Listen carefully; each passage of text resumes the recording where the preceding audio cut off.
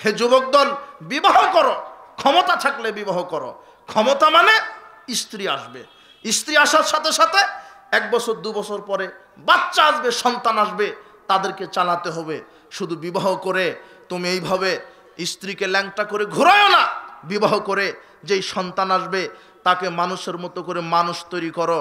আল্লাহর নবী বলছেন, মান আলা সালাসা বানাতিন, যেই পিতা 3টা কন্যা সন্তানকে বড় করবে, যেই পিতা 3টা কন্যা সন্তানকে বড় করবে, ফাদ্দাবাহুন্না, তাদেরকে সুন্দর শিষ্টাচার শিখাবে, ওয়াজাওয়াজহুন্না, মেয়েকে সৎ ছেলের সাথে বিবাহ দিবে, ওয়াহসানা ইলাইহিন্না, মেয়েদের সাথে সদাচরণ করবে, ফালাহুল জান্নাহ, ওই পিতার উপরে আল্লাহ জান্নাতকে ওয়াজিব করে দিবেন। তার মানে আপনার মেয়ে জন্মগ্রহণ করলে তাকে আদব শিখিয়ে দিবেন।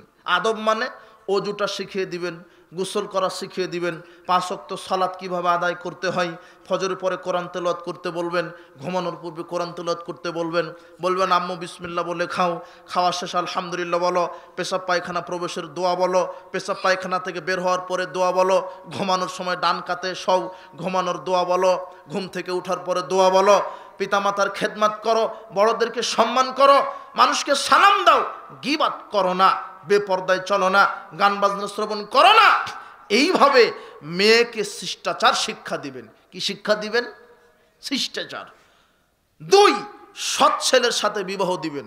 একজন পিতার দায়িত্ব আল্লাহর নবী বলে দিচ্ছেন, কোন পিতার যদি 1টা হোক, 2টা হোক, 3টা হোক কন্যা সন্তান যদি জন্মগ্রহণ করে, তাহলে 1 নম্বর শিষ্টাচার শিক্ষা দিবে। কি শিক্ষা দিবে?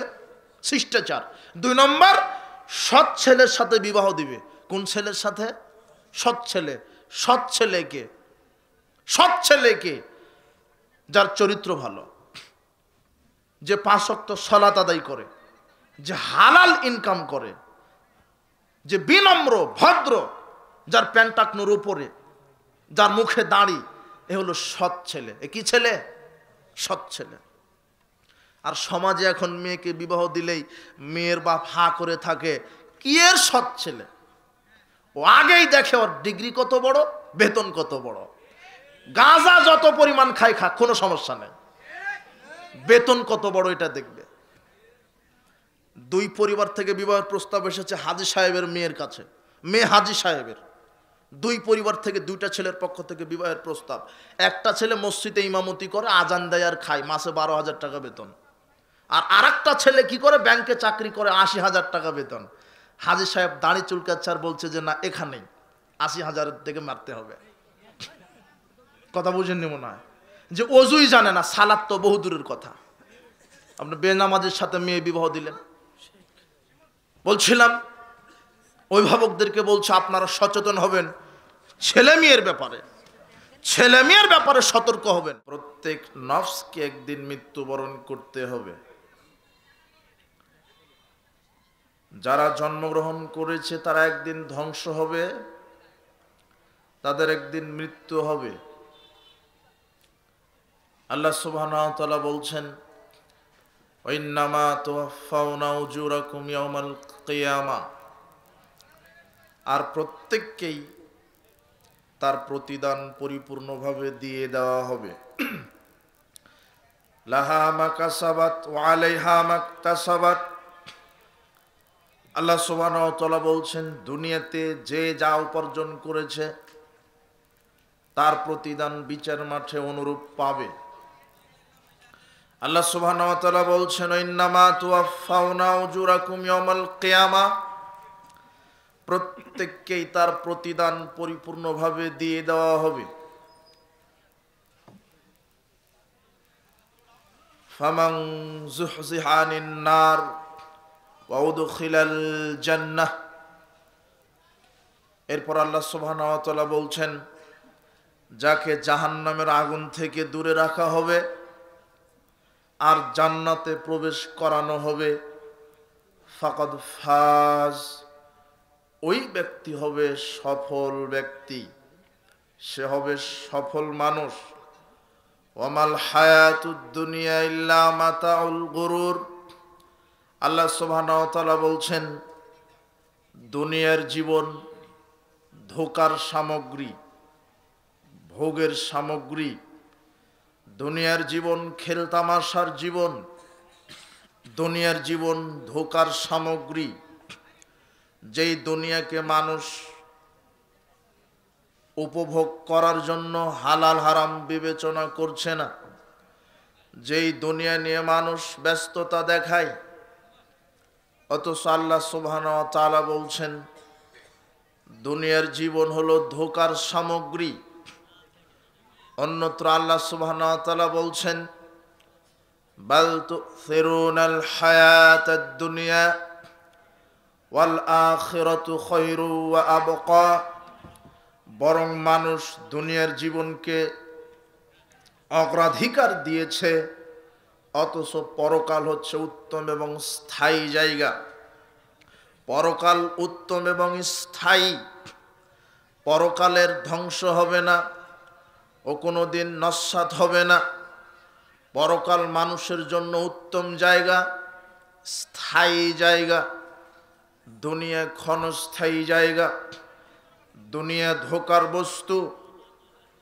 দুনিয়া মানুষকে ধোঁকা দিচ্ছে। যারা দুনিয়া নিয়ে ব্যস্ত হয়ে আছে, পরকালকে ভুলে, আল্লাহকে ভুলে, কিয়ামত জান্নাত জাহান্নামকে ভুলে, কবরের শাস্তিকে ভুলে, তারা ধোঁকার মধ্যে আছে। দুনিয়ার এই চাকচিক্য, মাধুর্য, সুমিষ্ঠতা, শস্য শ্যামল এই দুনিয়া, এই মধুময় আকর্ষণীয় দুনিয়া, সৌন্দর্য দুনিয়া, দুনিয়ার এই হালচাল, গান বাজনা, জেনা ব্যভিচার, জোয়া লটারি, এর মধ্যেই মানুষ তার জীবনকে উপভোগ করতে চাচ্ছে। আল্লাহ সুবহানাহু ওয়া তাআলা বলছেন দুনিয়ার জীবন ধোঁকার জীবন। দুনিয়ার জীবন মানুষকে ধোঁকায় ফেলে রেখেছে। মানুষ দুনিয়া নিয়ে পড়ে আছে, অথচ পরকাল উত্তম এবং স্থায়ী। আল্লাহ সুবহানাহু ওয়া তাআলা বলছেন ওয়াসারাল হায়াতাদ দুনিয়া। যে ব্যক্তি দুনিয়ার জীবনকে প্রাধান্য দেয়, শুধু দুনিয়ার দুনিয়া করে, দুনিয়ার জন্য দুনিয়া করে, ফাইনাল জাহিমা হিয়াল মাওয়া। আল্লাহ বলছেন তার থাকার জায়গা হবে জাহান্নাম। আল্লাহ সুবহানাহু ওয়া তাআলা বলছেন যে ব্যক্তি দুনিয়ার জীবনকে প্রাধান্য দিবে, তার থাকার জায়গা হবে জাহান্নাম। ওয়াম্মা মান খাফা মাকাম রাব্বিহি ওয়া নাহান নাফসা আনিল হাওয়া।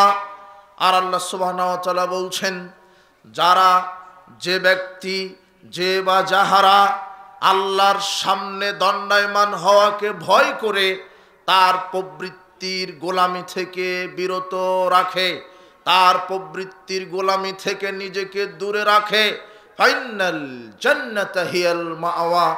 তার থাকার জায়গা হবে জান্নাতে। প্রবৃত্তির গোলামি থেকে নিজেকে বাঁচিয়ে রাখতে হবে। আল্লাহর নবী বলছেন হুজিবাতিন নারু বিশ-শাহওয়াত।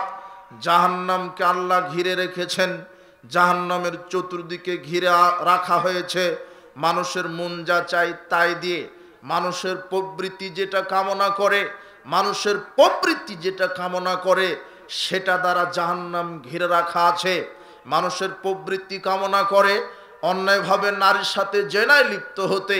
মানুষের প্রবৃত্তি কামনা করে সুদী অর্থনীতির ওপরে অর্থনীতি চালাতে। মানুষের প্রবৃত্তি কামনা করে চায় ঘুষ খেতে। মানুষের প্রবৃত্তি চায় মাদক সেবন করতে। মানুষের প্রবৃত্তি চায় গান বাজনা দিয়ে নিজের জীবনকে উপভোগ করতে। মানুষের প্রবৃত্তি চায় সারা জীবন ক্ষমতায় ব্যবহার করে, ক্ষমতার অপব্যবহার করে মানুষের উপরে অহংকারী, বিদ্বেষপরায়ণ হতে, মানুষের উপরে জুলুমবাজি করতে, স্বৈরাচারী হতে, স্বেচ্ছাচারী হতে। মানুষের প্রবৃত্তি চাই, একজন নারীর প্রবৃত্তি চাই একজন নারী উলঙ্গ হয়ে, বেহায়া বেশরমা হয়ে রাস্তাঘাটে চলতে। একজন নারী তার জীবনকে উপভোগ করতে চায় বেপর্দায় চলে, নির্লজ্জ হয়ে। একজন মানুষের প্রবৃত্তি চায় মানুষকে অন্যায়ভাবে নির্যাতন করতে, সুদ খেতে, ঘুষ খেতে, দুর্নীতি করতে, জেনা করতে, মদ পান করতে, গান বাজনা শ্রবণ করতে, জুয়া খেলতে, লটারি ক্রয় বিক্রয় করতে, এগুলি মানুষের প্রবৃত্তি চায়, এগুলি মানুষের প্রবৃত্তি কামনা করে। কিন্তু আল্লাহ বলছেন অনাহান নাফসা আনিল হাওয়া, যে ব্যক্তি তার প্রবৃত্তির কুমন্ত্রণা থেকে নিজেকে বাঁচিয়ে রাখতে পারলো, ফাইনাল জান্নাতা হিয়াল মাওয়া, সে তার থাকার জায়গা জান্নাতে করে নিল। প্রবৃত্তিকে খারাপ কাজ থেকে বাঁচিয়ে রাখতে হবে। দুনিয়ার জীবন এই খেলতামাশাই ভুলে থাকা যাবে না পরকালকে। পরকাল উত্তম, পরকাল চিরস্থায়ী।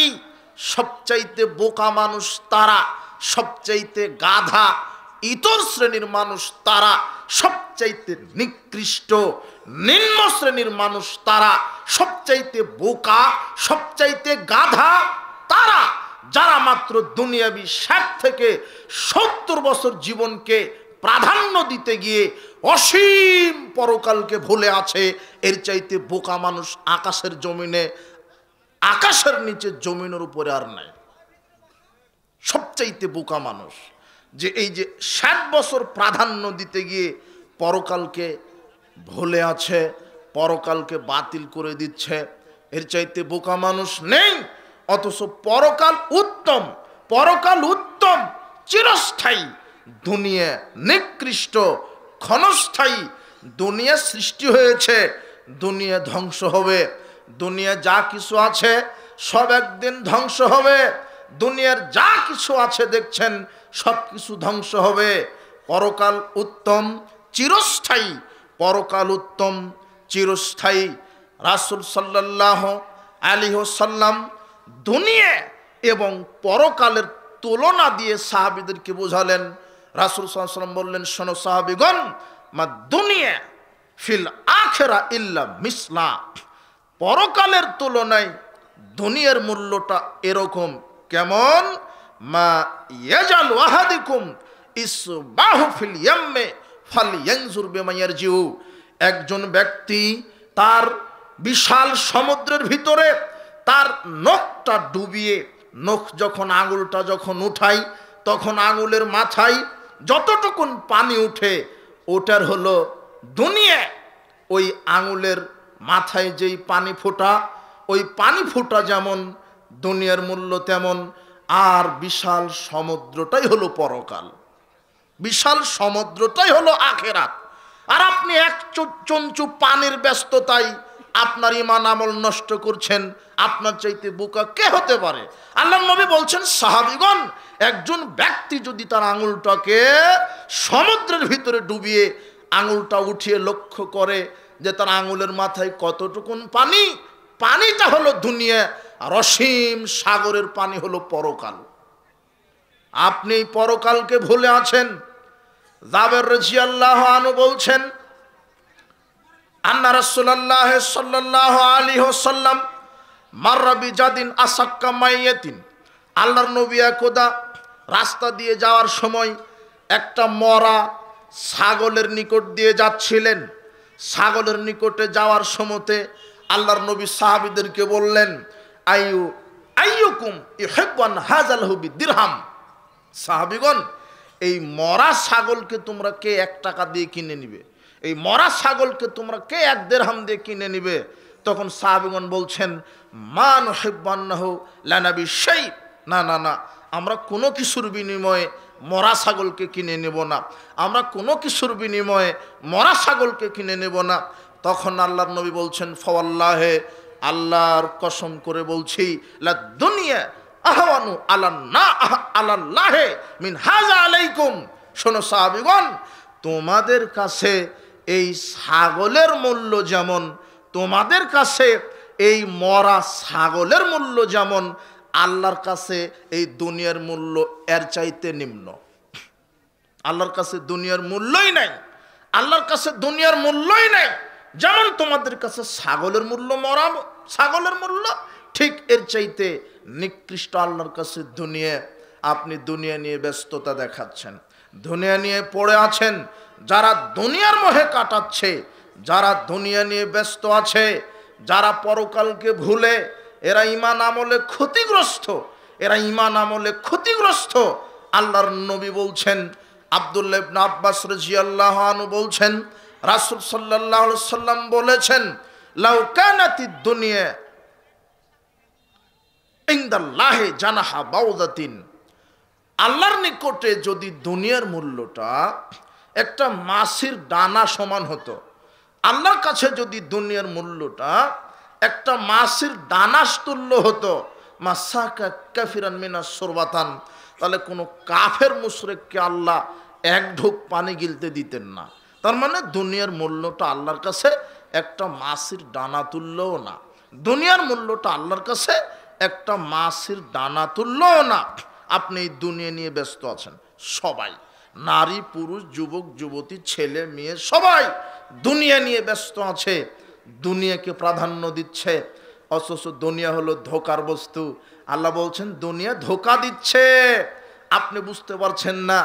আলী রাদিয়াল্লাহু আনহু বলছেন, আর তাহালাতি দুনিয়া মুদবিরাতান, শোনো, দুনিয়া মানুষকে পৃষ্ঠ প্রদর্শন করে ধেয়ে চলে যাচ্ছে, ওয়াল আখিরাতু মুকবিলাতান, আর পরকাল সামনের দিকে ধেয়ে আসছে, ওয়ালিকুল্লু ওয়াহিদাতিন মিনহুমা বানুন, দুনিয়ার সন্তানাদি আছে, পরকালের সন্তানাদি আছে, ফায়াকুনু মিন আবনাইল আখিরা, তিনি বলছেন তোমরা আখিরাতের সন্তানাদি হও, ওয়ালা তাকুনু মিন আবনাইদ দুনিয়া, দুনিয়ার সন্তানাদি হও না, ফাইনাল ইয়াউমাল আমাল ওয়াল হিসাব, দুনিয়াতে মানুষ কর্ম করে, এখানে আল্লাহ হিসাব নেন না, হিসাব দেন না, ওগাদান হিসাব ওয়াল আমাল, আর বিচার মাঠে আল্লাহ শুধু হিসাব নেবেন, জবাব নেবেন, হিসাব নেবেন, সেদিন কর্ম করার সুযোগ দিবে না। সেদিন কত মানুষ আফসোস করবে, আল্লাহ আমাদেরকে আর একটা বার দুনিয়াতে পাঠিয়ে দেন, এইবারে যদি দুনিয়ায় যেতে পারি তাহলে আর খেলতামাশা নিয়ে ব্যস্ত থাকবো না, গান বাজনা নিয়ে, জুয়া লটারি নিয়ে, সুদ ঘুষ নিয়ে, নারীবাজি নিয়ে, এগুলি নিয়ে ক্ষমতার অপব্যবহার করে দুনিয়া নিয়ে, ক্ষমতা নিয়ে, টাকা নিয়ে, সম্পদ নিয়ে ব্যস্ত থাকবো না। এইবারে যদি দুনিয়ায় যেতে পারি পরকাল নিয়ে ব্যস্ত থাকবো। তখন আল্লাহ বলবেন, আওয়ালাম নুআম্মিরুকুম, আমি তো তোমাদের হায়াত দিয়েছিলাম, আমি তো তোমাদেরকে হায়াত দিয়েছিলাম, হায়াত থাকতে তুমি দুনিয়াতে আমার আমল করনি, পরকালকে মূল্যায়ন করনি, আর দুনিয়াতে যাওয়ার সুযোগ নেই। আল্লাহ সুবহানাহু ওয়া তাআলা এইভাবে বলবেন, বক্তব্যটা এইভাবে হবে। তো আলী রাদিয়াল্লাহু আনহু বলছেন যে দুনিয়া হলো কর্মের জায়গা, এখানে হিসাব চলবে না, আর আগামীকাল হিসাবের জায়গা, সেখানে দুনিয়ায় চলবে না। দুনিয়ার প্রতিযোগিতা আমাদেরকে ধ্বংস করছে, দুনিয়ার প্রতিযোগিতা আমাদেরকে ধ্বংস করছে। একটু মনোযোগী হন। আমর বিন আওফ রাদিয়াল্লাহু আনহু বলছেন, রাসূল সাল্লাল্লাহু আলাইহি সাল্লাম বললেন, ফাওয়াল্লাহি, আল্লাহর কসম, লাল ফাকরু আখশা আলাইকুম, তোমরা যে ফকির হয়ে যাবে এই ভয় আমি করছি না। আল্লাহর কসম, তোমরা যে ফকির হয়ে যাবে এই ভয় আমি করছি না। ওয়ালাকিন আখশা আলাইকুম আন তুফসাতা আলাইকুমুদ দুনিয়া, আমি এই ভয় করছি যে তোমরা দুনিয়ামুখী হবে, দুনিয়ার সৌন্দর্য তোমাদের উপরে তুলে ধরা হবে। কামা বুসিতাত আলামান কানা কাবলাকুম, যেমন পূর্ববর্তী উম্মতের উপরে দুনিয়ার চাকচিক্য তুলে ধরা হয়েছিল। ফাতানা ফাসুহা, দুনিয়া নিয়ে তারা প্রতিযোগিতা করেছে। কামা তানা ফাসুহা, তোমরা ফাতানা ফাসুহা, তোমরা দুনিয়া নিয়ে প্রতিযোগিতা করবে যেমন তারা প্রতিযোগিতা করেছিল। ওয়া তুহলিকাকুম, তোমরা ধ্বংস হবে। কামা আহলাকাতুহুম, যেমন তারা ধ্বংস হয়েছিল। যারা দুনিয়াকে নিয়ে ব্যস্ত আছে এরা ধ্বংস হবে, যারা দুনিয়ামুখী আছে তারা ধ্বংস হবে। দুনিয়ার এই সুমিষ্ঠ, এই চাওয়া পাওয়া আকাঙ্ক্ষা, দুনিয়ার এই সামান্য কয়েক সেকেন্ডের খেলতামাশা আপনাকে পরকাল থেকে ভুলিয়ে রেখেছে। একজন ব্যক্তিকে একটা গল্প থেকে শিক্ষা দেখেন, দুনিয়ার এই চাকচিক্য আপনাকে কিভাবে পরকাল থেকে ভুলিয়ে রেখেছে।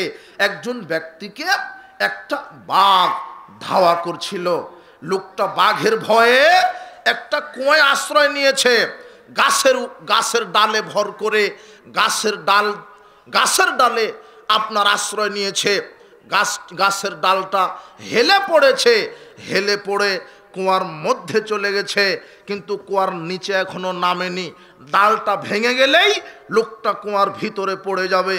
লোকটা তখন লক্ষ্য করে দেখছেন, আমি কুয়ার মাঝখানে গাছের ডালে ঝুলন্ত অবস্থায় আছি, আর কুয়ার উপরে আছে বাঘ, আর ডালের নিকটে একটা সাদা ইঁদুর।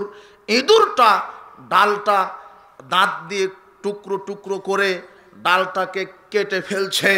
আর কুয়ার নিচে আছে বিশাল বড় বড় সাপ। লোকটা চিন্তা করছে, আমি যদি এই ডাল থেকে কুয়ার উপরে উঠি তাহলে বাঘ আমাকে খেয়ে নেবে, আর আমি যদি এইভাবে ঝুলন্ত থাকি তো ওই যে ইঁদুরটা ডালটা কুটকুট করে কেটে কেটে এমন একটা সময় আসবে ডাল ভেঙে যাবে, তখন আমি কুয়াতে পড়ে যাব, আর পড়লেই তো আমি সাপের মুখে চলে যাব। নিচেও বিপদ, উপরেও বিপদ। তিনি একটা ডালে ঝুলে আছেন। এই গল্পের মাধ্যমে লেখক বোঝাতে চাচ্ছেন যে এই যে বাঘটা, এটা হলো মৃত্যু আপনাকে খুঁজতিছে, ধাওয়া করতেছে। এই যে বাঘ আপনাকে ধাওয়া করেছে, এটা আপনার মৃত্যু। যখন ধরবে তখন চলে যেতে হবে। আর ওই যে ডালটা ইঁদুর কুটকুট করে কাটছে, ওটা হলো আপনার দিন। যত দিন চলে যাচ্ছে তত মৃত্যুর দিকে চলে যাচ্ছেন। যত দিন চলে যাচ্ছে অর্থাৎ যতটুকুন কাটছে তত হায়াত আপনার গলে যাচ্ছে। আর ওই যে নিচে যখন আপনি পড়ে যাবেন, ওটা হলো জাহান্নাম। গেলেই সাপ আপনাকে দংশন করবে। আপনি এইভাবে ঝুলছিলেন, আপনি চিন্তা করছেন কুয়ার উপরে উঠলে বাঘ খেয়ে নেবে, আর নিচে নামলে সাপ আমাকে খেয়ে নেবে, আর ওই যে ইঁদুরটা আমার হায়াতকে কেটে দিচ্ছে। এইভাবে ভাবতে ভাবতে আপনি যখন গাছের ডগায় লক্ষ্য করলেন, তখন দেখছেন মৌমাছি চলে গেল, চাক থেকে মধু আপনার মুখে পড়তে লাগলো। তখন আপনি মধু খাওয়া শুরু করেছেন। মধু খেতে খেতে, এত সুন্দর মধু, মধু খেতে খেতে বাঘের কথা ভুলে গেছেন, ইঁদুরের কথা ভুলে গেছেন, নিচে যে জাহান্নাম সেটাও ভুলে গেছেন। ঠিক আপনার ঘটনা ওরকম হয়েছে। আপনি দুনিয়ার এই মধুর পিছনে ছুটতে গিয়ে গান বাজনা, জেনা ব্যভিচার, সুদ ঘুষ দুর্নীতি, এই দুনিয়ার মোহ, চাকচিক্য, বাড়ি গাড়ি, জুয়া লটারি, এর পিছনে ছুটতে গিয়ে আপনি জাহান্নামের কথা ভুলে গেছেন। আপনি আপনার মৃত্যুর কথা ভুলে গেছেন। আপনি যতই মৃত্যুর কথা ভুলেন, মৃত্যুবরণ আপনাকে করতে হবেই। আপনি যতই দুনিয়া নিয়ে ব্যস্ত থাকেন, দুনিয়ার এই সমিষ্ঠতা নিয়ে ব্যস্ত থাকেন, মৃত্যুবরণ আপনাকে করতেই হবে। এই জন্য রাসূল সাল্লাল্লাহু আলাইহি ওয়াসাল্লাম বলছেন যে মানুষ বড় ধোঁকার মধ্যে আছে দুনিয়াবী জীবনকে প্রাধান্য দিয়ে, দুনিয়াবী জীবনকে প্রাধান্য দিয়ে। হে যুব সমাজ, হে যুবক দল, তুমি দুনিয়ার মোহে পড়েছ, তুমি দুনিয়ার মোহে পড়েছ। তুমি দুনিয়ার মোহে পড়ে তুমি পরকাল, তুমি রাসূল সাল্লাল্লাহু আলাইহি ওয়াসাল্লামের আদর্শ, তুমি কোরআন হাদিসকে ভুলে আছো, পরকালকে ভুলে আছো। তুমি আজানের পরে মসজিদে যাওয়াকে ভুলে গেছো। কেন? তুমি দুনিয়ার মোহে ব্যস্ত আছো। হয় জুয়ার আড্ডায়, না হয় জেনার আড্ডায়, না হয় গান বাজনার আড্ডায়, না হলে লটারির আড্ডায়, না হলে বেহায়াপনায়। তুমি ভুলে আছো দুনিয়াবী এই সমিষ্টতায়। অথচ দিনে 5 বার মুয়াজ্জিন তোমাকে ডাকছে, হাইয়া আলাস সালাহ, হে পৃথিবীর মানব মণ্ডলী, আসো সালাতের দিকে। হাইয়া আলাল ফালাহ, যদি সালাতের দিকে আসো কল্যাণ হবে। আসো সালাতের দিকে, আসো কল্যাণের দিকে। যখন মুয়াজ্জিন ডাকছে হাইয়া আলাস সালাহ বলে, তখন তুমি জুয়ার আড্ডাতে ছিলে, তখন তুমি গান বাজনার আড্ডাতে ছিলে, তখন তুমি মদের আড্ডাতে ছিলে, তখন তুমি জেনা ব্যভিচারের আড্ডাতে ছিলে। এই যে দেখো, দুনিয়ার জীবন তোমাকে গাফেল রেখেছে 5 ওয়াক্ত সালাত থেকে। তোমার মদ পান করা তোমাকে ভুলিয়ে রেখেছে সালাত থেকে। তোমার জুয়া খেলা ভুলিয়ে রেখেছে আল্লাহর জিকির করা থেকে। তোমার গান বাজনা ভুলিয়ে রেখেছে পরকাল থেকে। কেন? তুমি দুনিয়ার জীবন নিয়ে ব্যস্ত আছো। অথচ আজকে যুবক আছো, 2 দিন পরে চামড়া ঘুষ পড়ে যাবে, চুল পেকে যাবে, মৃত্যু চলে আসবে, তখন তোমাকে যেতে হবে পরকালে। বিশ্বাস করো যুবক, তোমার এই যৌবনকাল চিরদিন থাকবে না। বিশ্বাস করো যুবক, তোমার এই যৌবনকাল চিরদিন থাকবে না। আমর বিন মাইমুন আউদি রাদিয়াল্লাহু আনহু তিনি বলছেন, কালা রাসূলুল্লাহ সাল্লাল্লাহু আলাইহি ওয়াসাল্লাম লিরাজুলিন, এক ব্যক্তিকে আল্লাহর নবী বললেন, ওয়া হুয়া ইযহু ইগতানিম খামসা ক্বাবলা খামসিন, এক ব্যক্তিকে বললেন, এই ব্যক্তি শোনো, তোমার জীবনে 5টা জিনিস আসার পূর্বে 5টা জিনিসকে মূল্যায়ন করো। 5টা জিনিস আসার পূর্বেই 5টা জিনিসকে মূল্যায়ন করো। এক, শাবাবাকা ক্বাবলা হারামিক, বার্ধক্য আসার পূর্বেই যৌবনকালকে মূল্যায়ন করো। বার্ধক্য আসার পূর্বেই যৌবনকালকে মূল্যায়ন করো।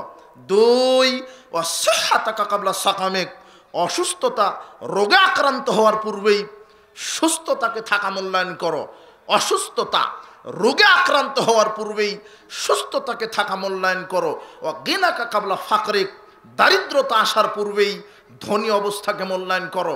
দারিদ্রতা আসার পূর্বেই ধনী অবস্থাকে মূল্যায়ন করো। ও ফারাগাকা ক্বাবলা শুগলিক, ব্যস্ততা আসার পূর্বেই অবসর সময়কে মূল্যায়ন করো। ব্যস্ততা আসার পূর্বেই অবসর সময়কে মূল্যায়ন করো। ও হায়াতাকা ক্বাবলা মাউতিক, মৃত্যু আসার পূর্বেই জীবনকে মূল্যায়ন করো। মৃত্যু আসার পূর্বেই জীবনকে মূল্যায়ন করো।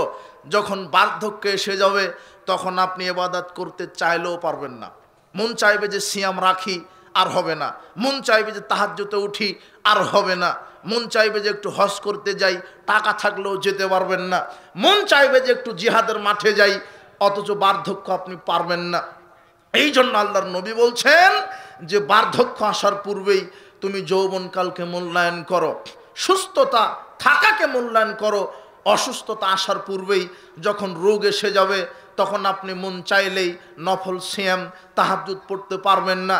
আপনি এখন সুস্থ আছেন, সুস্থতাকে মূল্যায়ন করেন। এখন যদি আপনি সুস্থ থাকা অবস্থায়, যৌবনকাল থাকা অবস্থায় যদি বেশি বেশি ইবাদতে রাত কাটাতে পারেন, তখন আল্লাহ বলবে ফেরেশতাকে, এই ফেরেশতা, এই লোকটা এখন বৃদ্ধ হয়ে গেছে, রাত্রে আর উঠতে পারে না, এই লোকটা নফল সিয়াম রাখতে পারে না, বুড়া হয়ে গেছে, বুড়ি হয়ে গেছে। তাই বলে তোমরা নেকি লিখা বাদ দিবে কেন?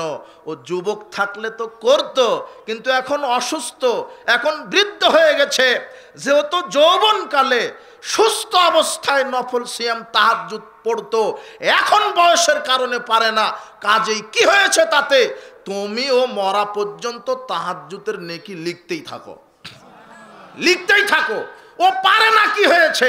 ও তো যৌবনকালে তাহাজ্জুদ পড়তো, এখন পারে না, মৃত্যুর সময় এসে গেছে, বুড়া হয়ে গেছে, শুলে আর উঠতে পারে না, উঠলে আর শুতে পারে না, পেশাব পায়খানা ঠিক মতো ধরে রাখতে পারে না, ওজন নষ্ট হয়ে যায়, এখন ইবাদত ঠিক মতো করতে পারছে না, এখন বেশি বেশি নফল দান সাদাকা করতে পারছে না, এখন বেশি বেশি নফল সিয়াম তাসবিহ তাহলিল জিকির করতে পারছে না, বুড়া হয়ে গেছে, এখন মুখ দিয়ে ভালোভাবে বলতে পারে না।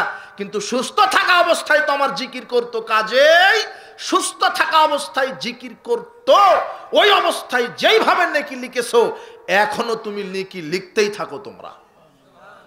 এই জন্য যৌবনকালকে মূল্যায়ন করতে হবে, সুস্থ থাকাকে মূল্যায়ন করতে হবে, তাহলে আপনি বৃদ্ধ বয়সটা বোনাস হিসেবে পাবেন।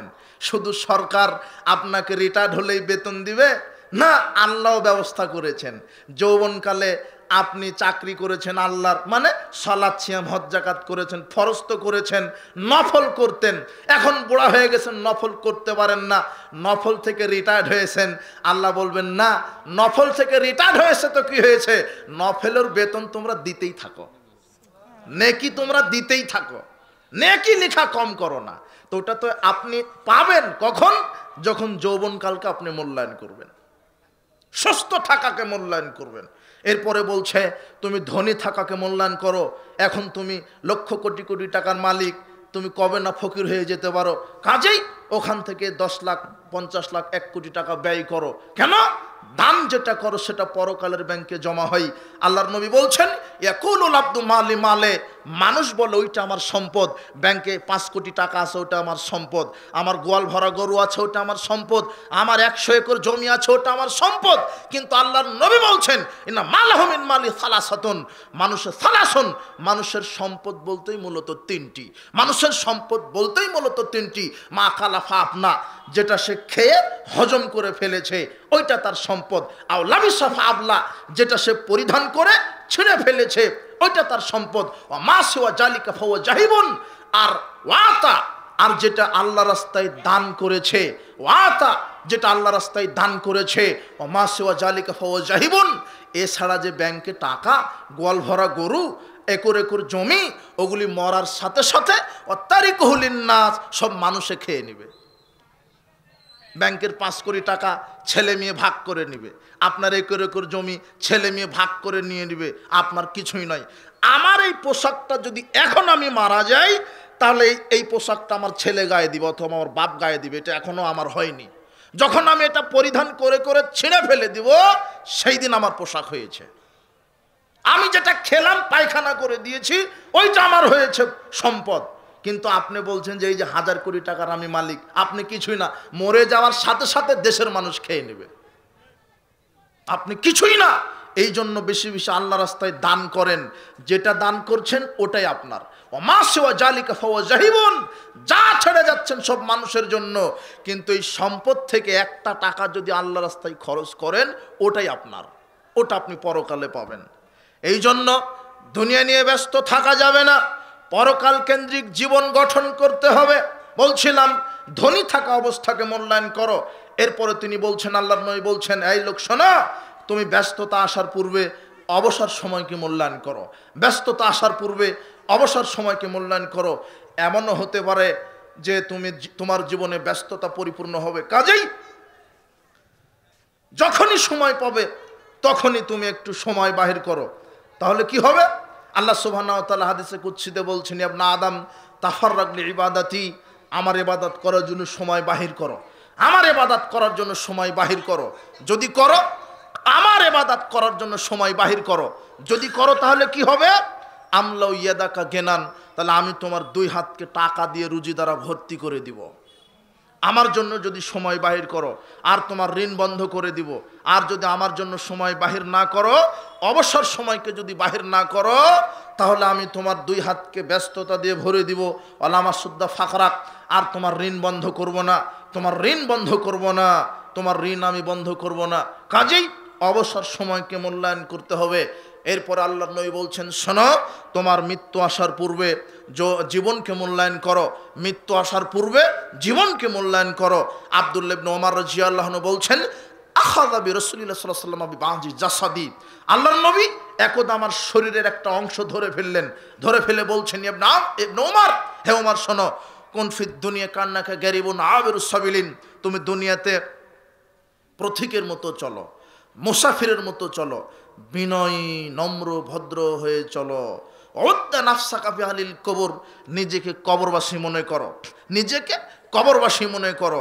আর শোনো, তোমাকে একটা কথা বলি, তোমাকে এই কথাটা বলি কি, ইজা আসবাহতা ফালা তুহাদ্দিস নাফসাকা বিল মাসায়ে, সকাল যখন করবে সন্ধ্যা পর্যন্ত বেঁচে রাখার আশা করো না, সন্ধ্যা পর্যন্ত বেঁচে থাকার আশা করো না। ওই জামসাইতা ফালা তুহাদ্দিস নাফসাকা বিস সাবাহ, আর যখন সন্ধ্যা করবে সকাল পর্যন্ত বেঁচে থাকার আশা করো না। খুজমিন হায়াতিকা কাবলা মাউতিক, এই জন্য মৃত্যু আসার পূর্বেই যৌবনকালকে মূল্যায়ন করো, জীবনকে মূল্যায়ন করো। কখন মৃত্যু চলে আসবে কেউ জানে না আল্লাহ ছাড়া। কাজেই তুমি কি করো? মৃত্যু আসার পূর্বেই জীবনকে মূল্যায়ন করো। আবু হুরায়রা রাদিয়াল্লাহু আনহু বলেন, রাসূল সাল্লাল্লাহু আলাইহি ওয়াসাল্লাম বলেছেন, সাবআতুন ইউদিল্লুহুমুল্লাহু ফি দিল্লিহি ইয়াওমা লা দিল্লা ইল্লা দিল্লুহু, 7 শ্রেণীর মানুষকে আল্লাহ আরশের ছায়ায় জায়গা দিবেন, যেই দিন তার ছায়া ব্যতীত কোনো ছায়া থাকবে না। 7 শ্রেণীর মানুষকে আল্লাহ আরশের নিচে জায়গা দিবেন, যেই দিন তার ছায়া ব্যতীত আর কোনো ছায়া থাকবে না। 1, ইমামুন আদেল, ন্যায়পরায়ণ, সত্যবাদী, আমানতদার যারা শাসক নেতা, এদেরকে আল্লাহ আরশের নিচে জায়গা দিবেন। 2, ওয়াশাবুন নাশা ফি ইবাদাতিল্লাহ, ওই যুবক ওই যুবতী, যেই যুবক যুবতী তার জীবনকে ক্ষয় করেছে ইসলাম প্রতিপালন করে, আল্লাহর দাসত্ব করে, রাসূল সাল্লাল্লাহু আলাইহি ওয়াসাল্লামের আদর্শে আল্লাহর ইবাদত করে যার যৌবনকে ক্ষয় করেছে, এই যুবক যুবতীকে আল্লাহ আরশের নিচে ছায়ায় জায়গা করে দিবেন। হে যুব সমাজ, হে যুবক দল, তুমি যৌবন থাকা কালকে তুমি মূল্যায়ন করো আল্লাহর বিধানকে মেনে, রাসূল সাল্লাল্লাহু আলাইহি ওয়াসাল্লামের আদর্শকে মেনে, তাহলে কি হবে? আরশের নিচে আল্লাহ জায়গা করে দিবেন। 3, রাজুলুন কলবুহু মুআল্লাকুন ফিল মাসাজিদ, ওই ব্যক্তিকে আরশের নিচে জায়গা দিবেন যে 5 ওয়াক্ত সালাত মসজিদ আউয়াল ওয়াক্তে জামাতে সালাত আদায় করে। ইদা খারাজা মিনহা তায়ুদাইলাহে, যখনই জোহর পরে বের হয় আমার অন্তরটা ছটফট করে, কখন আসর হবে, আমি আবার মসজিদে কখন যাব। এই যে মসজিদের সাথে যার অন্তরটা ঝুলে আছে, আর আপনার অন্তরটা ঝুলে থাকে বাজারের সাথে, কখন গিয়ে বন্ধুদের সাথে আড্ডা দিব। আপনি মুনাফিক, আপনি মুনাফিক। আপনার অন্তরটা লটকে থাকবে কার সাথে? মসজিদের সাথে। যদি অন্তরটা মসজিদের সাথে ঝুলে থাকে তাহলে আল্লাহ আপনাকে আরশের নিচে জায়গা করে দিবেন। 4 অরজুলুন খালিয়ান ফাফাজাত আইনাহু, ওই ব্যক্তি, যেই ব্যক্তি আল্লাহর ভয়ে কান্নাকাটি করে, 2 চোখ থেকে পানি ঝরিয়ে মাটিতে ফেলে দেয়।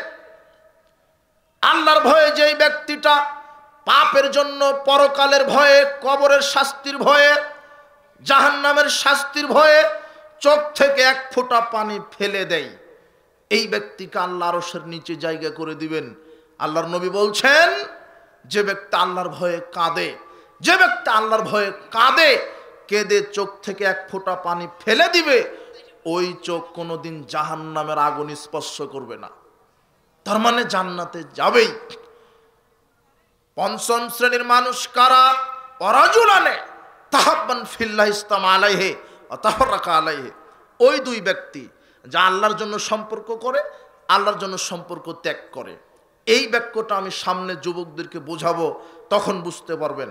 6 অরজুলুন ইমরাতুন জাত হাসাবিন ওয়া জামালিন, দাত ইমরাতুন জাত হাসাবিন ওয়া জামালিন, ওই ব্যক্তি, যেই ব্যক্তিকে সুন্দরী, বংশীয়, লাবণ্যময়, সুন্দরী মহিলা জেনার প্রস্তাব দিল, জেনার প্রস্তাব পাওয়ার সাথে সাথে যদি ওই যুবক বলতে পারে ইন্নী আখাফুল্লাহ, আমি আল্লাহকে ভয় করি, তুমি পচা, জান্নাতে আমার জন্য আল্লাহ নারীর ব্যবস্থা করেছেন, যত চাইবো তত, যাদেরকে দেখতে ডিমের মতো মনে হবে, তোমাকে ভোগ করে জান্নাতের নারী আমি হারাতে রাজি নই, এইভাবে যে ব্যক্তি বলতে পারবে, ওই যুবককে আল্লাহ আরশের নিচে জায়গা করে দিবেন। তুমি দুনিয়ার এই ল্যাংটা নারীকে দেখে পাগল হচ্ছ কেন যুবক? একটু তোমার সামনে একটু আমি কথা বলবো, তবে হাদিসটা এবারও শেষ করি। 7 শ্রেণীর মানুষ, তার শেষ অরাজুলুন তাসাদ্দাকা বিসাদাকাতিন ফাকফাহা, ওই ব্যক্তি যে গোপনে দান করে, এমন গোপন, হাত্তালা তামালা তালামা শিমালুহু মা তুনফিকু ইয়ামিনুহু, এমন গোপনে দান করলো, ডান হাত দান করলে বাম হাত জানে না, মানে গোপন দান। গোপন দান, যারা গোপনে দান করবে তাদেরকে আরশের নিচে জায়গা করে দিবেন। গোপন দান মানে গোপন দান, কাউকে না বলে আল্লাহর জন্য দান। সাদাকাতু সিররে তুতফিউ গাযাবার রাব, কেউ যদি গোপনে দান করতে পারে তাহলে আল্লাহ তার উপরে এত রাগান্বিত ছিল যে জাহান্নামে দিত, কিন্তু লোকটা গোপনে দান করার সাথে সাথে আল্লাহর রাগ মিটে গেছে, আর জাহান্নামে দিবে না। গোপন দানের কত ক্ষমতা! আল্লাহ বলছেন গোপনে দান করো, তাহলে আমার রাগ মিটে যাবে। আর আল্লাহর নবী বলছেন যে কেউ যদি গোপনে দান করতে পারে তাহলে আল্লাহ তাকে 70 গুণ বেশি নেকি দিবেন। হে যুব সমাজ, যুবক দল, যৌবন কালকে মূল্যায়ন করো। হে যুবতী মেয়ে, তোমাকে বলছি, তুমি যুবতী, যৌবন কালকে মূল্যায়ন করো। আব্দুল্লাহ ইবনে আব্বাস, আব্দুল্লাহ ইবনে মাসউদ রাদিয়াল্লাহু আনহু বলছেন, রাসূল সাল্লাল্লাহু আলাইহি ওয়াসাল্লাম বলেছেন, লা তাযালু কাদাম ইবনে আদম ইয়াউমাল কিয়ামা হাত্তা ইউসআলান খামসিন। আল্লাহর নবী বলছেন, আদম সন্তানকে 5টা জিজ্ঞাসা না করা পর্যন্ত আদম সন্তানের কদম আল্লাহ নাড়াতে দিবেন না। আদম সন্তানকে 5টা প্রশ্নের উত্তর, 5টা জিজ্ঞাসা না করা পর্যন্ত আদম সন্তানের কদম নাড়াতে দিবে না। তার এক আন উমরিহি ফিমা আফনাহু, আল্লাহর কাছে মানুষকে তার সারা জীবন বোঝাতে হবে, আল্লাহর কাছে মানুষকে তার সারা জীবন বোঝাতে হবে। 2 অংশাবাবিহি ফিমাবলাহু, যৌবনকাল বোঝাতে হবে কিভাবে ব্যয় করেছেন, যৌবনকাল বোঝাতে হবে কিভাবে যৌবনকালকে কাটিয়েছেন। জুয়া খেলে, ঘুষ খেয়ে, সুদ খেয়ে, গান বাজনা শ্রবণ করে, জেনা ব্যভিচার করে, মানুষকে অন্যায়ভাবে পিটিয়ে, দাঙ্গাবাজি করে, হাঙ্গাবাজি করে, জুলুম করে, স্বৈরাচারী হয়ে, স্বেচ্ছাচারী হয়ে, টেন্ডারবাজি করে, সন্ত্রাসী হয়ে কিভাবে যৌবনকালকে কাটিয়েছেন। নাকি আল্লাহর ইবাদত করে, ঠিকমতো সালাত আদায় করে, সিয়াম পালন করে, হজ সময়ে হজ করে, জাকাতের সময় জাকাত দিয়ে কিভাবে যৌবনকালকে মূল্যায়ন করেছেন, এটা আল্লাহ বিচার মাঠে হিসাব নেবেন। 3 আন মালিহি, আপনার সম্পদের হিসাব নেবেন আল্লাহ। ফিমা আইন আক্তা সাবাহু, কিভাবে আপনি উপার্জন করেছেন। আপনার লক্ষ কোটি কোটি টাকা কিভাবে উপার্জন করেছেন। মানুষের সম্পদ চুরি করে, মানুষের সম্পদ দুর্নীতি করে, আত্মসাৎ করে, সুদ খেয়ে, ঘুষ খেয়ে, নাকি হালাল উপার্জনে টাকা ইনকাম করেছেন। ইনকামের হিসাব আল্লাহ নেবেন, কিভাবে হিসাব করেছেন। অফিমাং ফাকাহু, এরপর আল্লাহ হিসাব নেবেন ব্যয় কিভাবে করেছ। আয় বুঝাতে হবে আল্লাহকে, ব্যয় বুঝাতে হবে আল্লাহকে। টাকা আছেই বলে মদ খেয়ে, গান বাজনা শ্রবণ করে, শিরক বেদাতের অনুষ্ঠান করে ফুরিয়ে দিবেন, এই টাকা খরচের হিসাব আল্লাহকে দিতে হবে। টাকা থাকলেই খরচ করা যাবে না, অপচয় অপব্যয় করা যাবে না। এমন যেখানে শিরকের আস্থানা হয়, যেখানে বেদাতি আস্থানা হয়, এগুলোতে দান করা যাবে না।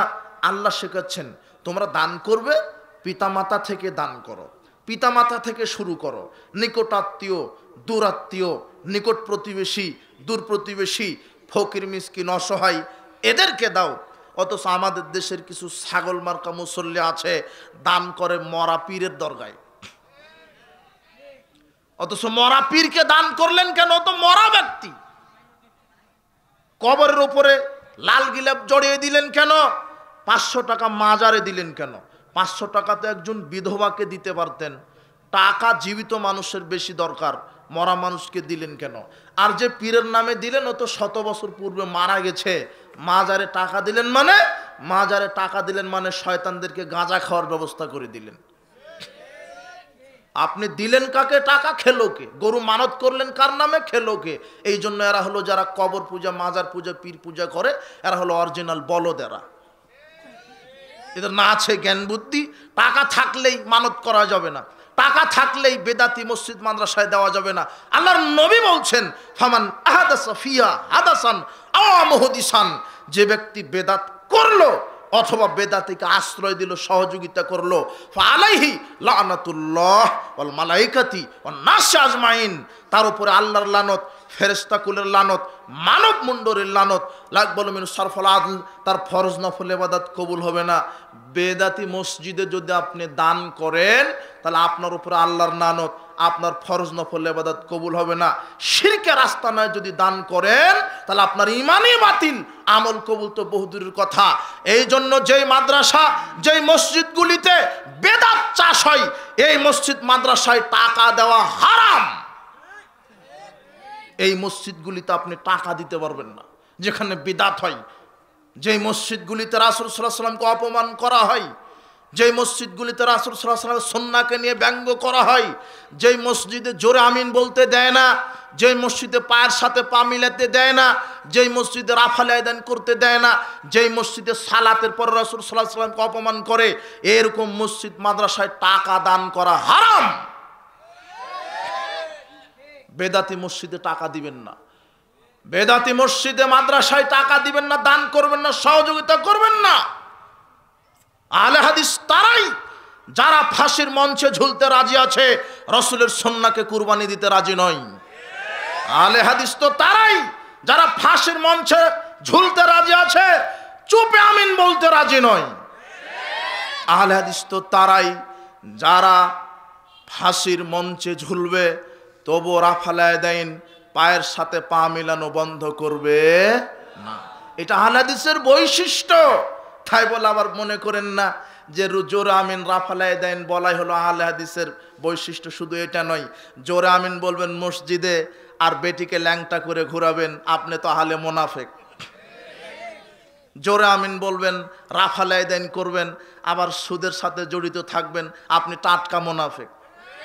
জোরে আমিন বলবেন, রাফালায় দেন করবেন, আবার জর্দা বিড়ি সিগারেট 2 পুরা খেয়ে নেবেন। আপনি তো টাটকা খান না একটা। শুধু মনে করেন না যে জোরে আমিন রাফালাইদিন করায় আহলে হাদিস। আহলে হাদিসের বৈশিষ্ট্য, আহলে হাদিস মানে যে মৃত্যু পর্যন্ত কোরআন এবং সহিহ সুন্নাহকে মেনে চলে, কারোর রায় মতবাদ প্রাধান্য দিবে না। একজন মানুষের নীতিতে যে ইবাদত করবে তার নাম মুহাম্মদ সাল্লাল্লাহু আলাইহি ওয়াসাল্লাম। এই ব্যক্তি হলো আহলে হাদিস। যে মসজিদে আল্লাহকে মানে, পরিবারে আল্লাহকে মানে, সমাজে আল্লাহকে মানে, রাজনীতিতে আল্লাহর বিধানকে মানে, এই হলো আহলে হাদিস। বলছিলাম যুব সমাজ, যুবক দল, বিচার মাঠে 5টা বিষয় আল্লাহ জিজ্ঞাসা করবেন। কি জিজ্ঞাসা হলো তোমার টাকা ইনকাম করেছো কিভাবে। যদি আপনি সুদ খান, ঘুষ খান, ধরা খেয়ে যাবেন। এরপর আল্লাহ বলবেন ব্যয় করেছো কোথায়? বেদাতীদের মসজিদ মাদ্রাসায়, খানকা কবরে, গান বাজনা করে, জুয়া খেলে, মদ পান করে কিভাবে টাকাটা ব্যয় করেছো সেটাও হিসাব নেবেন। এরপরে আল্লাহ নবী বলছেন ও মাজা আমেলা ফিমা আলিমা, জানা অনুপাতে কতটুকু আমল করেছেন। অনেক মানুষ খুব এলেম রাখে, জানে, কিন্তু আমল করে না। এরা বিচারের মাঠে ধরা খেয়ে যাবে। বলছিলাম উপস্থিত বৈঠকের মুসলিম দিনী ভাই বোন, যৌবনকালকে মূল্যায়ন করতে হবে। তার 5টা জিজ্ঞাসার মধ্যে একটা জিজ্ঞাসা আছে কি, যে যৌবনকাল বোঝাতে হবে। আল্লাহ বলবেন যে তুমি তোমার যৌবনকাল কিভাবে ব্যয় করেছো, কিভাবে ব্যয় করেছো। হে যুবক, হে যুবতী, তোমাকে বলছি তোমরা তোমার যৌবনকালকে কিভাবে ব্যয় করেছো। তোমার গান না শুনলে ঘুম আসে না, তোমার জোয়া না খেললে সময় কাটে না, তোমার মোবাইল আড্ডাবাজি না করলে দিন কাটে না, তোমার গান না শুনলে ঘুম আসে না, সময় কাটে না, তোমার মদ পান না করলে দিন কাটে না। তুমি এইভাবে জীবনকে উপভোগ করো না। দুনিয়ার জীবন তুচ্ছ নগণ্য, তোমাকে চলে যেতে হবে। তোমার চলাফেরা অ্যাটিটিউড একেবারে ইহুদি খ্রিস্টানের মতো। তুমি যে প্যান্ট পরে ঘুরো, দেখবেন এখন যুবকেরা যে প্যান্ট পরে ঘুরে, গরুর পোশাক ভালো, এই যুবকেরা যে প্যান্ট পরে দেখবেন যে 2 হাঁটুর ওখানে টেরা।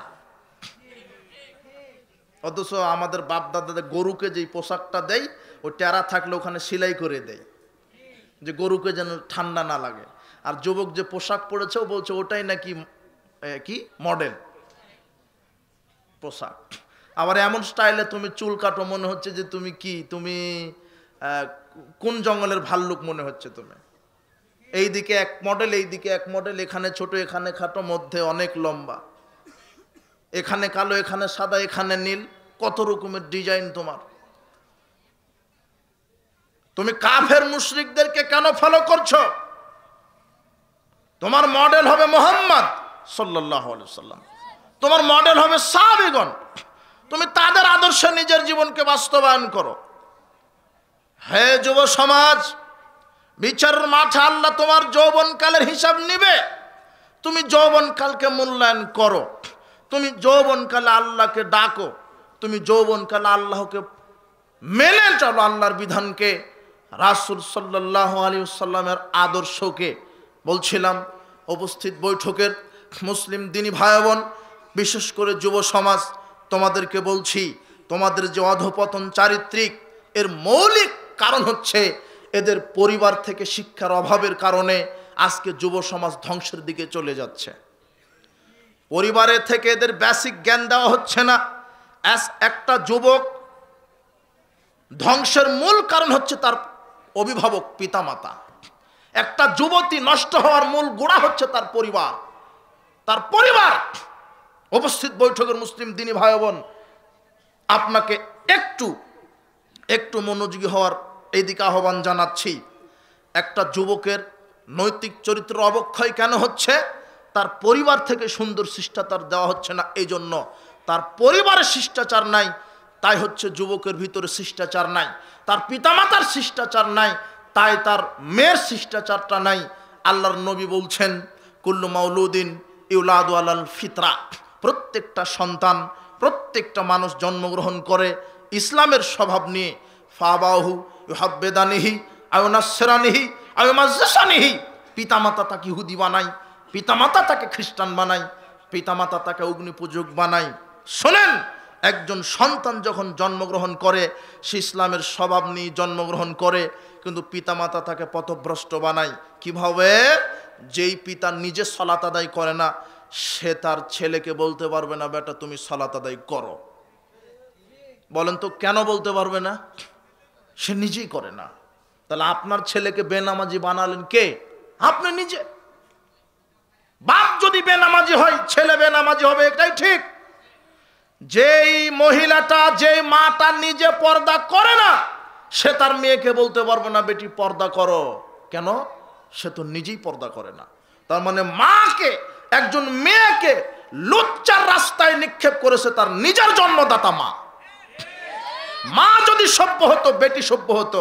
বাপ যদি সালাত আদায় করতো, বেটাও সালাত আদায় করতো।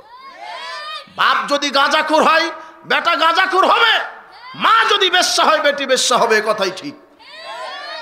মা যদি নিজের স্বামীকে রেখে পরপুরুষের সাথে পরকিয়া করে, তাহলে ওই বেটিও বয়ফ্রেন্ডের সাথে পরকিয়া করবে, কথাই ঠিক। সাবধান।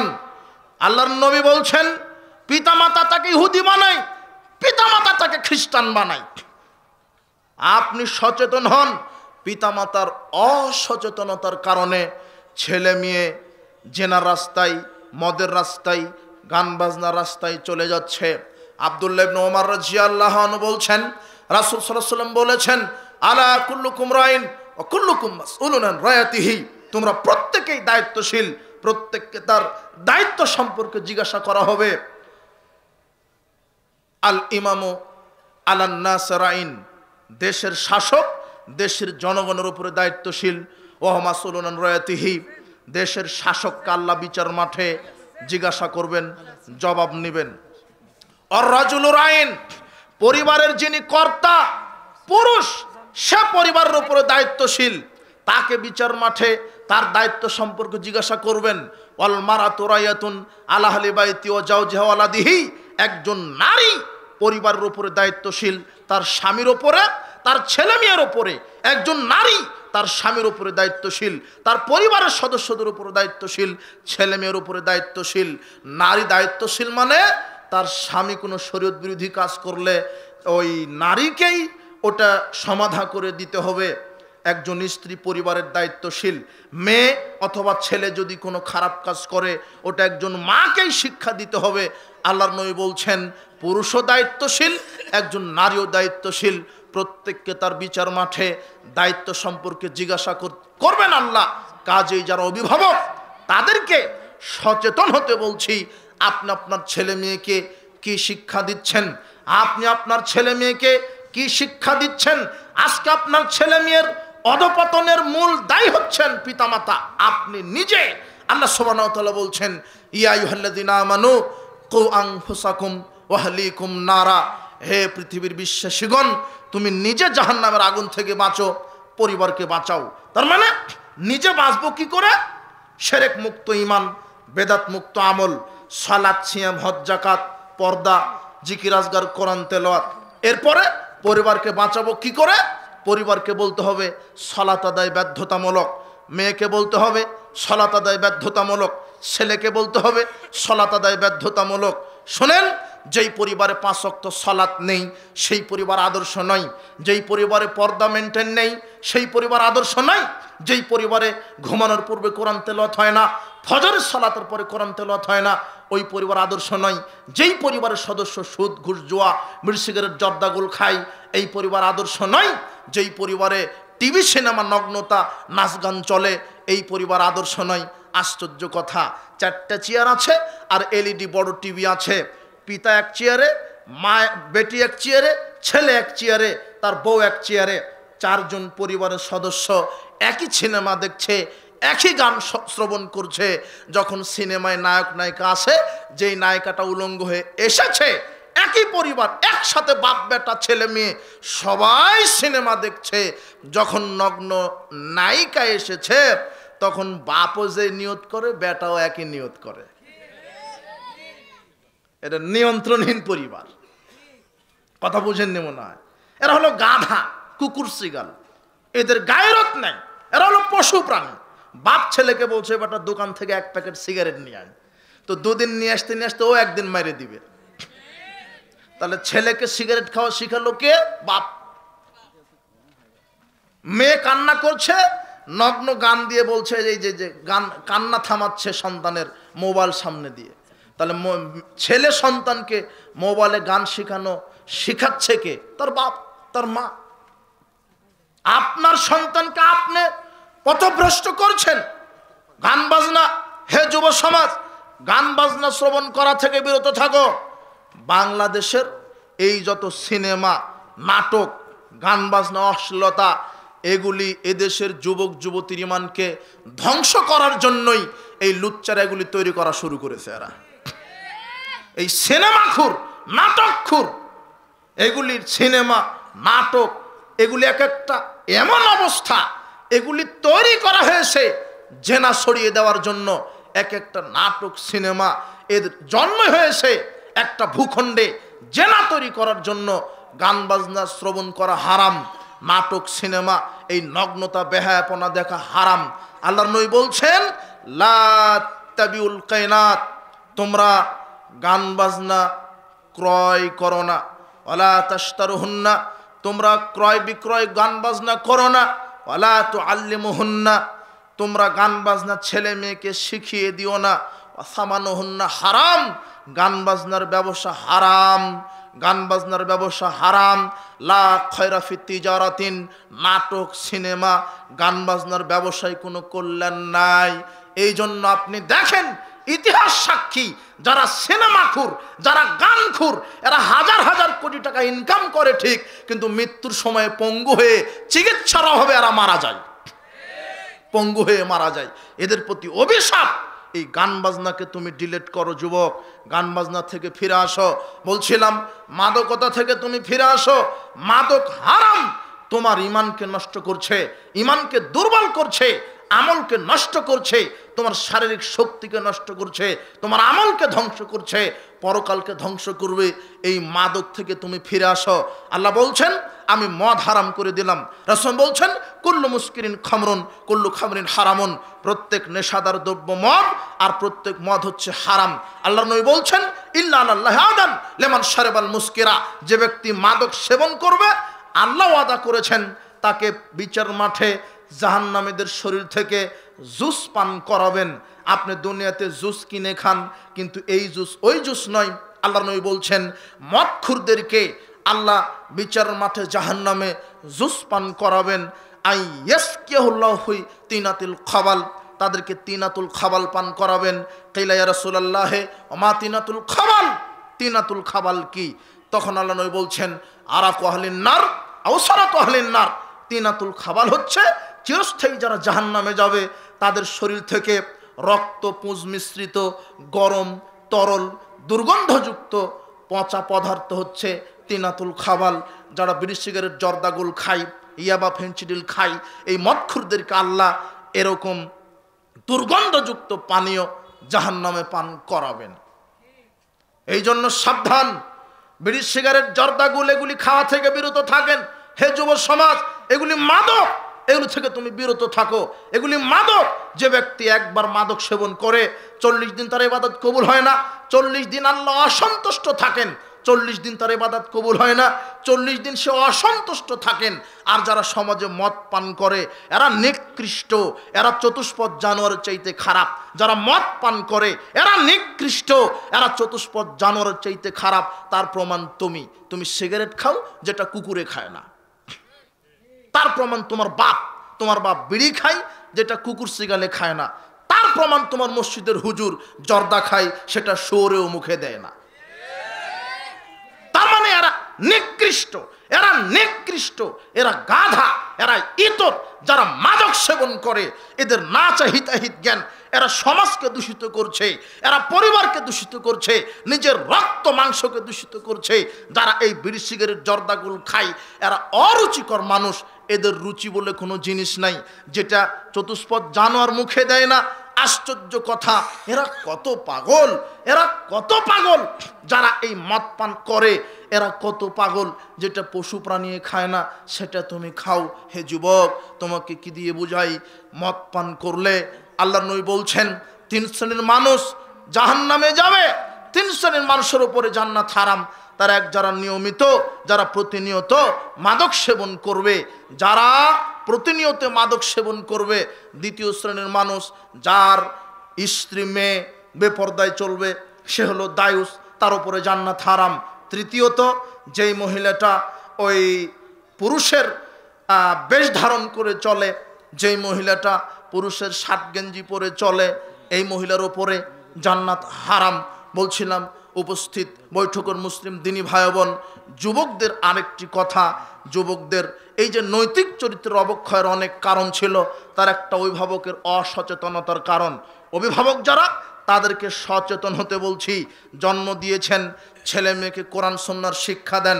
আপনার ছেলে মেয়েকে কোথায় শিক্ষা দিলেন, কোথায় ভর্তি করিয়ে দিলেন? আশ্চর্য কথা, পেটে আসেনি, নিয়ত করছে যে একে ডাকাত বানাবে। ও পেটে আসেনি, ও বলছে যে একে জানোয়ার বানাবো, মানে ইঞ্জিনিয়ার বানাবে। ইঞ্জিনিয়ার মানে জানোয়ার মানে?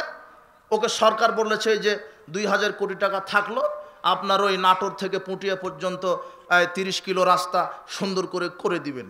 তো 2000 কোটির মধ্যে 1000 কোটি টাকায় খেয়ে নিয়েছে ও, আর 1000 কোটি টাকা দিয়ে রাস্তা তৈরি করে। তাই তো রাস্তা 2 বছর যাওয়ার কথা, যায় 6 মাস।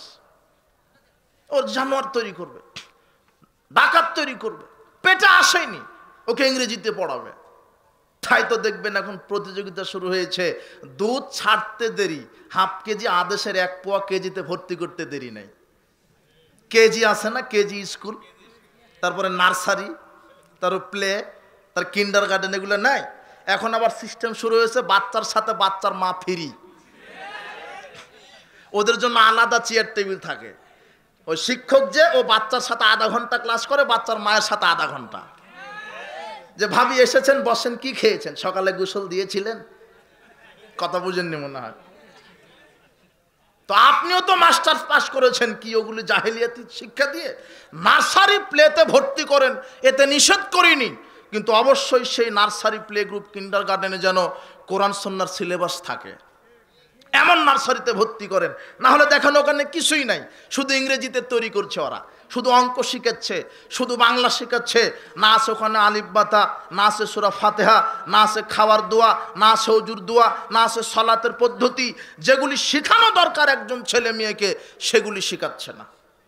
আপনি ওখানে দিলেন মানে, অথচ আপনার ছেলে মেয়েকে দিবেন মক্তবে, দুধ খাওয়া ছেড়ে দিয়েছে। এই ছেলেকে দিবেন কোথায়? মক্তবে, যেখানে ওযু শিখাই, গোসল শিখাই, তায়াম্মুম শিখাই, সালাত শিখাই, যেখানে শিখাই ঘুমানোর পূর্বে এই দোয়া বলতে হয়, আল্লাহুম্মা বিসমিকা আমতু আহিয়া। খাওয়ার শুরুতে বিসমিল্লাহ বলতে হয়, খাওয়া শেষে আলহামদুলিল্লাহ বলতে হয়, কাউকে দেখলে আসসালামু আলাইকুম ওয়া রাহমাতুল্লাহ বলতে হয়। এগুলি যেখানে শিখাই সেখানে দিবেন। আর এমন জায়গায় ভর্তি করে দিলেন যে ওখানে পড়াশোনার করার নিয়তি করে, ওখানে পড়ার জন্য পিতামাতা দেয় এই নিয়তেই, যাতে করে বড় বড় দুর্নীতিবাজ জন্মগ্রহণ করে, চুরি করতে পারে, ডাকাত তৈরি করতে পারে। কি শিখালেন আপনি? নার্সারি বলতে, নার্সারি নাম দিয়েছে কেন? নার্সারিতে গাছের চারা বড় করা হয়, তাই না? ওই এই জন্য ওর নাম নার্সারি। তো ওখানে গাছের চারাটা উপযুক্ত করে এরপরে উঠিয়ে বাগানে লাগানো হয়, তাই তো? এই জন্য তো নার্সারি। ঠিক, নার্সারি করেছে কেন? যাতে করে আপনার ছেলেকে সঠিক শিক্ষা, দিন শিক্ষা মজবুত করে গড়ে তুলে তারপরে বিশ্ববিদ্যালয়ে ভর্তি করা যায়। কিন্তু আপনি প্রথমেই যদি নাস্তিক শিক্ষা দেন, নাস্তিক্যবাদী শিক্ষা, ও বিশ্ববিদ্যালয়ে পড়ার পরে বলবে দেয়ার ইজ নো গড। ও বিশ্ববিদ্যালয়ে পড়াশোনা করার পরে বলবে ডান হাতে পানি খাওয়া, এটা সেকেলের কথা। ও বিশ্ববিদ্যালয়ে পাশ করে বলবে দাঁড়িয়ে এখনো মানুষ রাখে, ও জিএমবি ও শিবির, এগুলি বলবে। বলছে তো তাই, কথা বুঝেননি মনে হয়।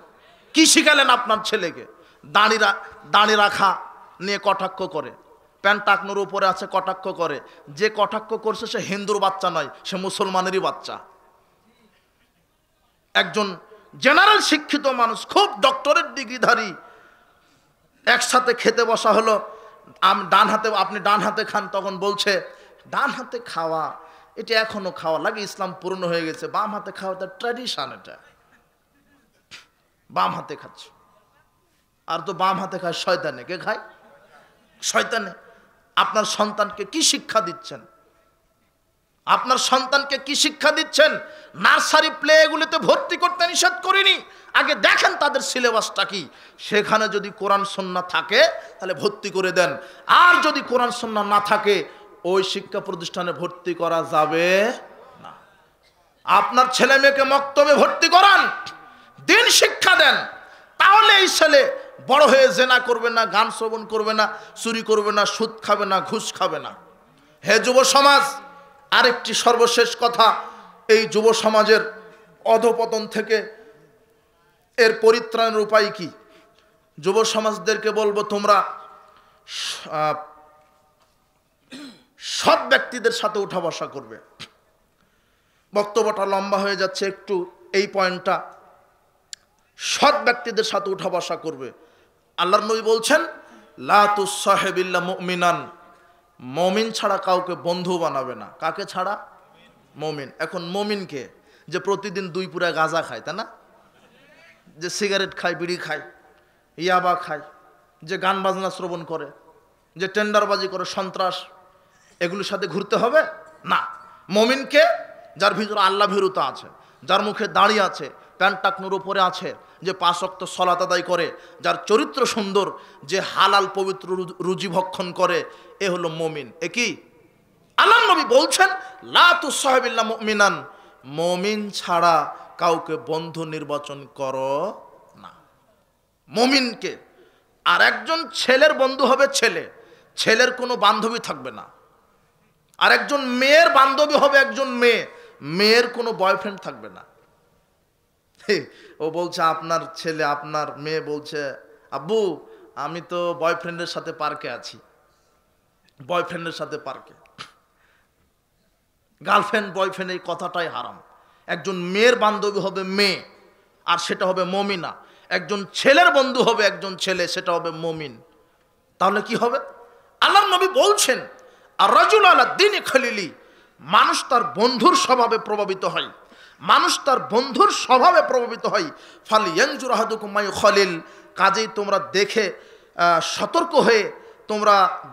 সতর্ক হয়ে বন্ধু নির্বাচন করো। সৎ ব্যক্তি ছাড়া বন্ধু বানাবে না, সৎ ব্যক্তি ছাড়া বন্ধু বানাবে না।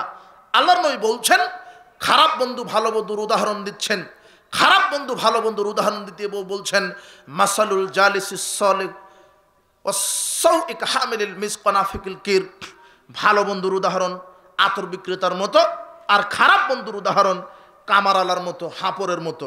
ফাহামিলুল মিসক ইম্মা ইয়াহদিয়াক, আতর বিক্রেতার কাছে যদি বসে থাকেন, আতর বিক্রেতা এমনি আপনাকে আতর দিতে পারে, ইম্মাং তাবতা মিনহু, অথবা আতর কিনে নিতে পারেন, ইম্মাং তাজিদা মিনহু রিহান তাইয়্যিবা, অথবা আতর বিক্রেতা যখন অন্য কাউকে আতর দিবে, আতরের ডিব্বাটা খোলার সাথে সাথে সুগন্ধি আপনার নাকে আসবেই, কেউ ঠেকাতে পারবে না।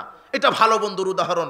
তাই আপনার ছেলেটা যদি ভালো বন্ধুর সাথে ঘুরে, যেই বন্ধু 5 ওয়াক্ত সালাত আদায় করে, যার আচরণ ভালো, এই বন্ধুর সাথে যদি আপনার ছেলেটা ঘুরে, সেও 5 ওয়াক্ত সালাত আদায়কারী হয়ে যাবে, তার আচরণও সুন্দর হবে। আপনার মেয়েটা যদি একজন পর্দানশীলা মেয়ের সাথে ঘুরে, 5 ওয়াক্ত সালাত আদায় করে এমন মেয়ের সাথে ঘুরে, আপনার মেয়েটাও পর্দা করা শিখবে, সালাত আদায় করা শিখবে। কেন? মানুষ তার বন্ধুর স্বভাবে প্রভাবিত হয়। এরপরে আল্লাহ নবী বলছেন, নাফিকুল কির, আর খারাপ বন্ধুর উদাহরণ হলো কামার আলার হাপরের মতো। ইম্মা আইয়ুহরিকা সিয়াবাক, কামারশালায় যদি বসে থাকেন, আগুন এসে আপনার পোশাক জ্বালিয়ে দিতে পারে। ইম্মাং তাজিদা মিনহু রিহান খবিসা, অথবা ওই কামারশালা থেকে, হাপর থেকে ধোঁয়া এসে আপনাকে লাগবেই। এই জন্য আপনার ছেলেটা যদি খারাপ বন্ধুর সাথে ঘুরে, গাঁজাখুর, ইয়াবাখুর, বিড়িখুর, সিগারেট খুর, এদের সাথে যদি ঘুরে, তাহলে ও একাই সিগারেট খাবে না, আপনার ছেলেকেও দিনে 2টা সিগারেট খাইয়ে দিবে। কথা বুঝেননি মনে হয়? এই জন্য অভিভাবক সচেতন হন। আপনার ছেলে, আপনার মেয়ে কার সাথে ঘুরছে, আপনার ছেলেটা, আপনার মেয়েটা কার সাথে সারাদিন সময় দেয়। বন্ধু যদি খারাপ হয়, তাহলে তার বন্ধু খারাপ হবে, বন্ধু ভালো হলে ওর বন্ধু ভালো হবে। এই জন্য অভিভাবক তাদেরকে বলছি, যুব সমাজ তোমাদেরকে বলছি, তোমাদের এই নৈতিক চরিত্রের অবক্ষয় থেকে ফিরে আসার একটা বড় মাধ্যম, তোমরা বন্ধু নির্বাচন করো, মুমিন বন্ধু, আলেম ওলামার সাথে সময় দিবে। সমাজের যারা সৎ ব্যক্তি, এদের সাথে উঠা বসা করবে, তাহলে ইনশাল্লাহ তোমাদের ইমান ডেভেলপমেন্ট হবে, আমলের দিকে তোমাদের আমলিয়ত বৃদ্ধিপ্রাপ্ত হবে। এরপরে 2, 2 নম্বর প্রতিকার বলছি যুবকদেরকে পাপ কাজ থেকে বাঁচার জন্য, 5 ওয়াক্ত সালাত আউয়াল ওয়াক্তে জামাতের সাথে আদায় করবে। কয় ওয়াক্ত সালাত? 5 ওয়াক্ত। আল্লাহ বলছেন ইন্নাস সালাতা তানহা আনিল ফাহশাই ওয়াল মুনকার। আল্লাহ বলছেন নিশ্চয় সালাত মানুষকে ফাহেসা এবং খারাপ কাজ থেকে বিরত রাখে। নিশ্চয় 5 ওয়াক্ত সালাত মানুষকে খারাপ কাজ থেকে বিরত রাখে। হে যুবক দল, 5 ওয়াক্ত সালাত আউয়াল ওয়াক্তে জামাতের সাথে আদায় করবে। 3 নম্বর কি? যখন তোমাদের বিবাহের বয়স হয়ে যাবে বিবাহ করবে। এইটা তোমাদের বাপকে বলে গেলাম, যত অভিভাবক আছে আপনার ছেলে মেয়ে বালেগ হওয়ার সাথে সাথে বিবাহ দিয়ে দিবেন। কথা বুঝেননি মনে হয়? নিজের পায়ে খাড়াতে হবে। বাপ বলছে যে নিজের পায়ে খাড়াতে হবে। যেই বাপ বলছে নিজের পায়ে খাড়াতে হবে সে কিন্তু পটল বিক্রি করে খায়। কথা বুঝেননি মনে হয়?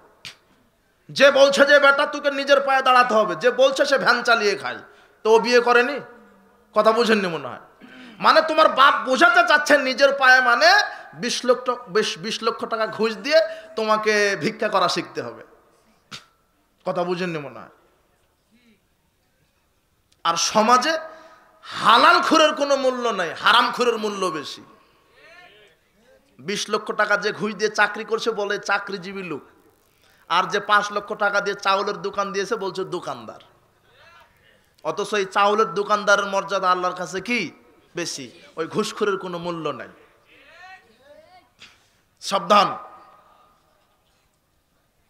নিজের পায়ে খাড়ানো বলতে আপনি কি বুঝেছেন? 3 শ্রেণীর মানুষকে আল্লাহ সাহায্য করা ওয়াজিব হয়ে যায়। তার এক, যে ব্যক্তি বিবাহের প্রস্তুতি নিয়েছে, যে বিবাহ করেছে, তাকে আল্লাহ সাহায্য করবেন। বিবাহ করলে রুজি বরকত বৃদ্ধি হয়ে যায়। বিবাহ করলে রুজি বরকত বৃদ্ধি হয়ে যায়। এই জন্য যুব সমাজ তোমাদের অভিভাবকদেরকে বলে গেলাম, আপনার ছেলে আপনার মেয়ে যদি বালেগ হয়ে যায় তাহলে দ্রুত বিবাহ দিয়ে দিবেন। দ্রুত বিবাহ দিয়ে দিবেন। আজকে সমাজে জেনাকে সহজ করা হয়েছে, বিবাহকে কঠিন করে ফেলা হয়েছে। তাই তো জেনা ব্যভিচার বেশি, বিবাহ করতে কঠিন, বিবাহ করতে লক্ষ লক্ষ টাকা এখন মোহর দিতে হয়। অথচ রাসূল বলছেন তোমার যদি একটা লোহার আংটি থাকে, আংটি দিয়ে বিবাহ করো। তোমার কি সূরা জানো, ইখলাস ফালাক নাস? হ্যাঁ জানি। তাহলে সূরা শিখিয়ে দিয়ে বিবাহ করো। বিবাহ খুব সহজ, বিবাহ খুবই সহজ। বিবাহ করলে কি হবে? নিজের চরিত্র নিষ্কলুষতা বজায় থাকবে। আব্দুল্লাহ ইবনে মাসউদ রাদিয়াল্লাহু আনহু বলছেন, রাসূল বলেছেন ইয়া মাশারাশ শাবাব মান ইসতাতা মিনকুমুল বাত, হে যুব সমাজ তোমাদের যদি ক্ষমতা থাকে তাহলে বিবাহ করো। ফাইন্না আগাজুলিল বাসার, বিবাহ করলে চক্ষু নিচু হয়। ওয়া হাসানুল ফারজে, আর লজ্জাস্থানের হেফাজত হয়। বিবাহ করো, বিবাহ করলে চক্ষু নিচু হয়, লজ্জাস্থানের হেফাজত হয়। যুব সমাজ তোমাদের চরিত্র নিষ্কলুষতা বজায় রাখতে বিবাহ আবশ্যিক। বিবাহ করতে হবে। দ্রুত বিবাহ করে নিলে চরিত্রটা ঠিক থাকবে, আমলিয়াত বৃদ্ধি পাবে। তখন তুমি দুনিয়ার গতিতে হাল চালে তুমি পথভ্রষ্ট হওয়ার সম্ভাবনা কম হবে। বলছিলাম হে যুবক দল, বিবাহ করো, ক্ষমতা থাকলে বিবাহ করো। ক্ষমতা মানে স্ত্রী আসবে, স্ত্রী আসার সাথে সাথে 1 বছর 2 বছর পরে বাচ্চা আসবে, সন্তান আসবে, তাদেরকে চালাতে হবে। শুধু বিবাহ করে তুমি এইভাবে স্ত্রীকে ল্যাংটা করে ঘুরায়ও না। বিবাহ করে যেই সন্তান আসবে তাকে মানুষের মতো করে মানুষ তৈরি করো। আল্লাহর নবী বলছেন মান আলা সালাসা বানাতিন, যেই পিতা 3টা কন্যা সন্তানকে বড় করবে, যেই পিতা 3টা কন্যা সন্তানকে বড় করবে, ফাদ্দাবাহুন্না, তাদেরকে সুন্দর শিষ্টাচার শিখাবে, ওয়াজাওয়াজুহুন্না, মেয়েকে সৎ ছেলের সাথে বিবাহ দিবে, ওয়াহসানা ইলাইহিন্না, মেয়েদের সাথে সদাচরণ করবে, ফালাহুল জান্নাহ, ওই পিতার উপরে আল্লাহ জান্নাতকে ওয়াজিব করে দিবেন।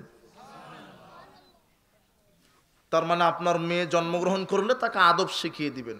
আদব মানে অজুটা শিখিয়ে দিবেন, গোসল করা শিখিয়ে দিবেন, 5 ওয়াক্ত সালাত কিভাবে আদায় করতে হয়, ফজরের পরে কোরআন তেলাওয়াত করতে বলবেন, ঘুমানোর পূর্বে কোরআন তেলাওয়াত করতে বলবেন, বলবেন আম্মু বিসমিল্লাহ বলে খাও, খাওয়া শেষ আলহামদুলিল্লাহ বলো, পেশাব পায়খানা প্রবেশের দোয়া বলো, পেশাব পায়খানা থেকে বের হওয়ার পরে দোয়া বলো, ঘুমানোর সময় ডান কাতে সও, ঘুমানোর দোয়া বলো, ঘুম থেকে ওঠার পরে দোয়া বলো, পিতামাতার খেদমত করো, বড়দেরকে সম্মান করো, মানুষকে সালাম দাও, গীবাত করো না, বেপরদায় চলো না, গান বাজনা শ্রবণ করো না।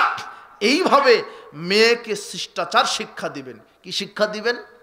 শিষ্টাচার। 2, সৎ ছেলের সাথে বিবাহ দিবেন। একজন পিতার দায়িত্ব আল্লাহর নবী বলে দিচ্ছেন, কোনো পিতার যদি একটা হোক, দুইটা হোক, তিনটা হোক, কন্যা সন্তান যদি জন্মগ্রহণ করে, তাহলে 1 নম্বর শিষ্টাচার শিক্ষা দিবে। কি শিক্ষা দিবে? শিষ্টাচার। 2 নম্বর সৎ ছেলের সাথে বিবাহ দিবে। কোন ছেলের সাথে? সৎ ছেলে। সৎ ছেলেকে, সৎ ছেলেকে যার চরিত্র ভালো, যে 5 ওয়াক্ত সালাত আদায় করে, যে হালাল ইনকাম করে, যে বিনম্র ভদ্র, যার প্যান্ট টাকনোর উপরে, যার মুখে দাড়ি, এ হলো সৎ ছেলে। এ কি ছেলে? সৎ ছেলে। আর সমাজে এখন মেয়েকে বিবাহ দিলেই মেয়ের বাপ হা করে থাকে, কি এর সৎ ছেলে? ও আগেই দেখে ওর ডিগ্রি কত বড়, বেতন কত বড়। গাঁজা যত পরিমাণ খায় খাক, কোনো সমস্যা নেই, বেতন কত বড় এটা দেখবে। 2 পরিবার থেকে বিবাহের প্রস্তাব এসেছে হাজী সাহেবের মেয়ের কাছে, মেয়ে হাজী সাহেবের। 2 পরিবার থেকে 2টা ছেলের পক্ষ থেকে বিবাহের প্রস্তাব। একটা ছেলে মসজিদে ইমামতি করে, আজান দেয় আর খায়, মাসে 12,000 টাকা বেতন। আর আরেকটা ছেলে কি করে? ব্যাংকে চাকরি করে, 80,000 টাকা বেতন। হাজী সাহেব দাড়ি চুলকাচ্ছে আর বলছে যে না, এখানেই 80,000 থেকে মারতে হবে। কথা বুঝেননি মনে হয়? যে অজুই জানে না, সালাত তো বহু দূরের কথা। আপনি বেনামাজের সাথে মেয়ে বিবাহ দিলেন। বলছিলাম অভিভাবকদেরকে বলছে, আপনারা সচেতন হবেন ছেলে মেয়ের ব্যাপারে, ছেলে মেয়ের ব্যাপারে সতর্ক হবেন। অভিভাবকের অসতর্কতার কারণে আজকে যুব সমাজ ধ্বংস হয়ে যাচ্ছে। আর যুবকদেরকে বললাম 3টা কাজ সৎ ব্যক্তিদের সাথে থাকবে। 2 নম্বর কাজ 5 ওয়াক্ত সালাত জামাতে আদায় করবে। 3 নম্বর কাজ দ্রুত বিবাহ করে নেবে। আর অনেক কাজ আছে। আল্লাহ সুবহানাহু ওয়া তাআলা যুব সমাজকে এই তাদের চারিত্রিক অধপতন থেকে উদ্ধার করে আল্লাহ সুবহানাহু ওয়া তাআলা ইসলামের সুশীতল ছায়ায় অন্তর্ভুক্ত হওয়ার তৌফিক দান করুন। আল্লাহুম্মা আমিন।